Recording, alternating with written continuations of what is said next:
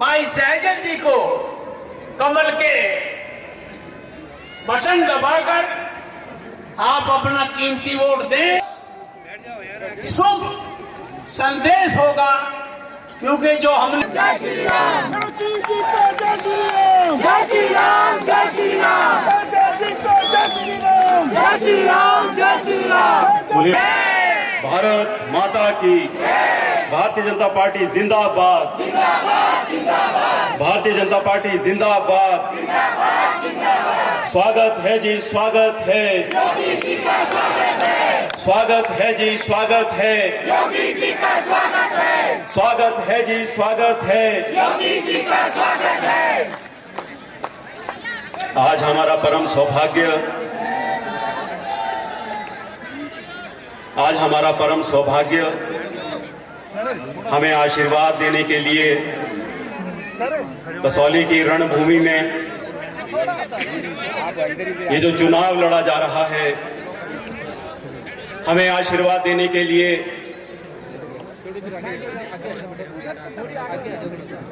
एक तपस्वी, एक साधक, जिनका सर्वस्व देश के लिए समर्पित है, धर्म के लिए समर्पित है, आज हमारे मध्य हैं। उत्तर प्रदेश के सम्मानीय मुख्यमंत्री योगी आदित्यनाथ जी महाराज, हमारे मध्य उपस्थित पूर्व में केंद्रीय मंत्री रहे, वर्तमान में सांसद, हमारे पड़ोसी, और आपसे हमारा घनिष्ठ परिचय है पारिवारिक, सम्मानीय श्री रतनलाल कटारिया जी, कालका विधानसभा क्षेत्र से पूर्व में विधायक रही हमारी दुख सुख की साथी बहन लतिका शर्मा जी, मंचासीन महिला आयोग की अध्यक्ष डॉक्टर डेजी जी, सम्मानीय श्री संजीव कश्यप जी, एपीएमसी के अध्यक्ष सम्मानीय रामेश्वर शर्मा जी, दुधारू पशु सभा के अध्यक्ष सम्मानीय श्री राजकिशोर शर्मा जी, पूर्व में निदेशक, पूर्व में chairman Jogindra central cooperative bank, हमारी पार्टी के वरिष्ठ नेता सम्मानीय श्री तीर्थराम ठाकुर जी, सम्मानीय सिंगला जी, सम्मानीय सुंदरम ठाकुर जी, मंचासीन सभी सम्मानीय महानुभाव, और मेरे सामने भगवत स्वरूप, भगवान स्वरूप, देवी स्वरूप मेरी माताएं बहनें, देव स्वरूप मेरे बुजुर्ग और मेरे भाइयों, मैं अपनी ओर से स्वागत करना चाहता हूं, आप सब की ओर से स्वागत करना चाहता हूं, जन जन की ओर से स्वागत करना चाहता हूं आज उन महापुरुष का जिन्होंने इस देश के श्रेष्ठतम प्रदेश, जिसको एक परिवार के राज्य ने देश का भ्रष्टतम प्रदेश बना दिया था, और आज आपने उसका शुद्धिकरण करने का आपने प्रयास किया है, काम किया है, इसको श्रेष्ठतम प्रदेश बनाने का आपने संकल्प लेकर के आप आगे बढ़े हैं। ऐसे तपस्वी और पूजनीय योगी आदित्यनाथ जी का मैं हार्दिक अभिनंदन करता हूं, जन जन की ओर से आपका स्वागत करता हूं।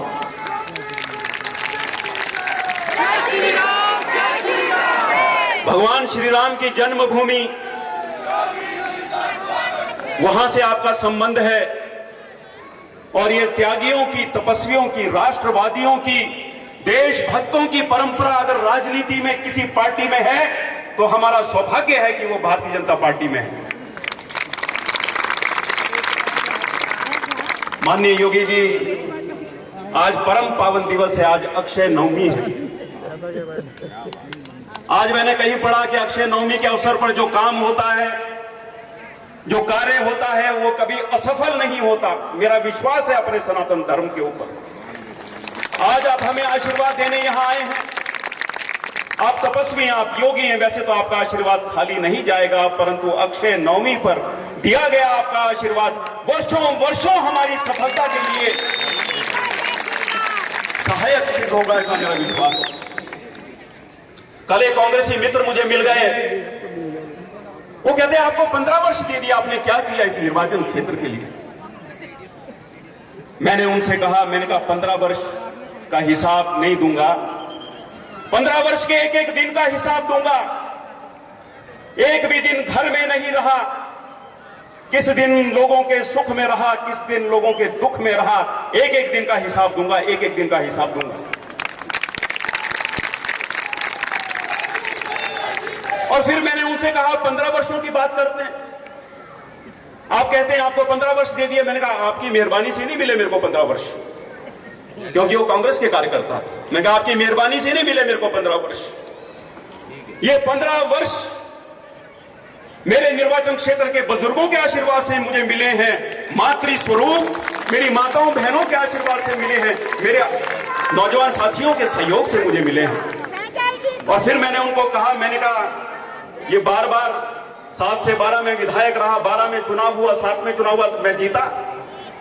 लोगों ने 5 वर्ष आजमाया, 12 में चुनाव हुआ।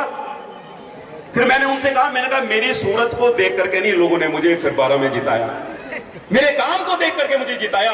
मेरे साथ उनका जो प्रेम का संबंध, पारिवारिक संबंध कायम हुआ, उसके आधार पर उन्होंने मुझे जिताया। और इसी प्रकार आगे के जो 2 इलेक्शन हुए उसमें भी हमारी कार्यशैली को देख करके हमें जिताया। जब जब भारतीय जनता पार्टी की सरकार आई तब तब विकास हुआ।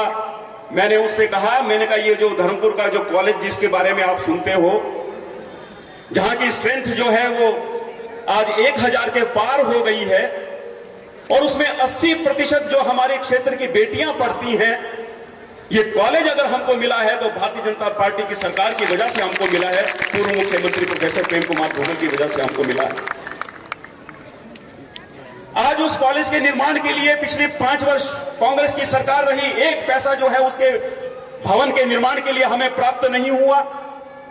ठाकुर जयराम जी इस प्रदेश की कमान संभालते हैं और 12 करोड़ रुपए हमें उस भवन के निर्माण के लिए देते हैं। जाकर के देखिए भवन का निर्माण कितनी अच्छी तरह से जो वहां पर चला हुआ है। बहुत जल्दी क्लासेस लगना वो शुरू हो जाएंगी। मैंने कहा ये 15 वर्ष का देखा जोखा दे रहा हूं, बड़े कामों का, छोटे कामों के बारे में नहीं बताऊंगा आपको, बताऊंगा मैंने कहा 2 काम बाद में बताऊंगा आपको जो मैंने किए हैं।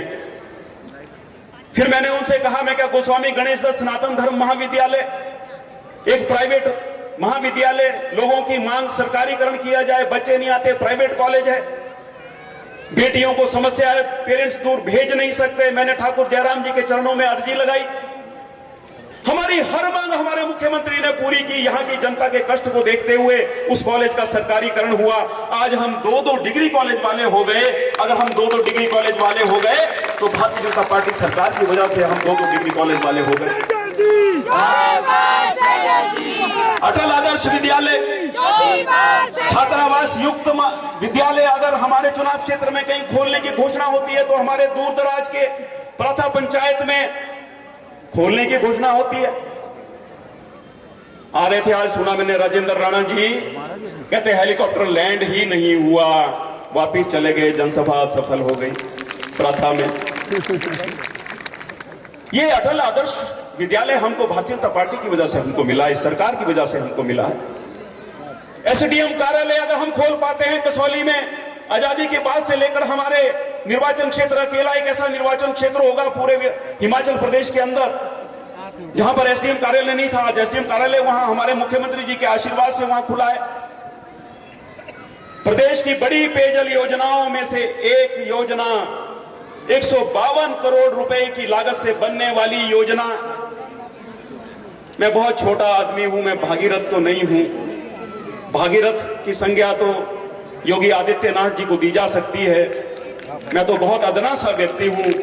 मैं गंगा का जल तो नहीं ला पाया, लेकिन गिरी गंगा का जल सिरमौर से उठा करके अपने निर्वाचन क्षेत्र के लिए जो है गिरी पेयजल योजना के माध्यम से अपने निर्वाचन क्षेत्र के लिए हम लेकर के आए हैं। हमारे चुनाव क्षेत्र के 50,000 लोगों की प्यास को 40 वर्ष तक किसी नई योजना की आवश्यकता जो है, पानी की किल्लत नहीं होगी हमारे निर्वाचन क्षेत्र के अंदर। मैंने कहा ये भारतीय जनता पार्टी का विकास है, ये हमारा रिपोर्ट कार्ड है। मैं कोरोना काल में सम्माननीय मुख्यमंत्री जी ने मुझे आदेश दिया, सामाजिक न्याय अधिकारिता सहकारिता मंत्रालय, बाल कल्याण मंत्रालय, महिला कल्याण मंत्रालय चलाने के बाद कि भी आपको स्वास्थ्य मंत्रालय चलाना है। मैंने कहा ईश्वर का आशीर्वाद होगा और सम्मानीय मुख्यमंत्री जी आपका आशीर्वाद रहे तो अवश्य चलाएंगे। कोरोना काल बहुत संकट का काल था। कहीं नहीं दिखे सुल्तानपुरी, कहां गए थे सुल्तानपुरी उस समय? मैं सुल्तानपुरी से पूछना चाहता हूं और मैं उनके पार्टी के लोगों से पूछना चाहता हूं। और सुल्तानपुरी वहीं थे, सुल्तानपुर में। हम घर घर गए, लोगों की चिंता की। आज धन्यवाद करना चाहिए एक महापुरुष हमारे देश के प्रधानमंत्री श्री नरेंद्र मोदी जी का। आज हम बिना मास्क के हम यहां सब बैठे हैं, हमारे जीवन की रक्षा कोरोना से हुई है। धन्यवाद स्वरूप अपने अपने इष्ट देवों को स्मरण करके उनके दीर्घायु के लिए हम प्रार्थना करें, जिन्होंने हमारा जीवन बचाया। 2 फ्री वैक्सीन के डोज देकर के हमको जो है हमारा जीवन बचाया। ऐसे प्रधानमंत्री दीर्घायु लंबे समय तक हमारे देश का नेतृत्व करते रहे।